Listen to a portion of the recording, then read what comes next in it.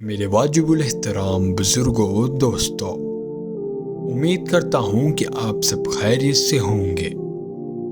ایک لوہار کا ایک بیٹا تھا۔ وہ بہت ہی کاہل تھا، سارا دن آوارہ گردی کرتا رہتا۔ وقت گزرتا رہا لیکن لوہار کے بیٹے کی طبیعت میں کوئی فرق نہ آیا۔ پھر وقت نے اسے بوڑھا کر دیا تو اسے بڑی مشکلیں پیش آئی۔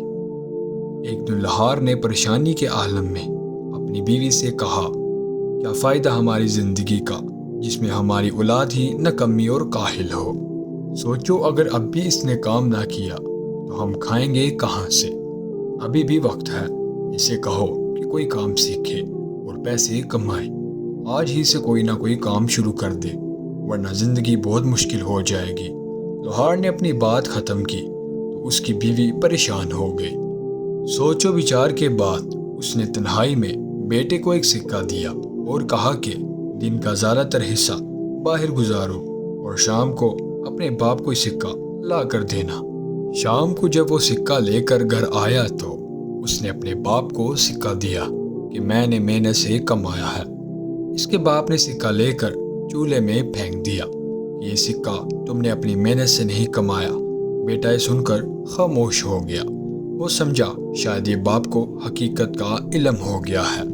دوسرے دن ماں نے بیٹے کو پھر سکہ دیا کہ سارا دن بھاگ دور میں گزار دو، شام کو تمہارے چہرے پر تھکاوٹ کے آثار دکھائی دیں گے۔ تمہارے باپ کو یقین ہو جائے گا کہ یہ سکہ تم نے کمایا ہے۔ بیٹے نے شام کو پھر ویسا ہی کیا۔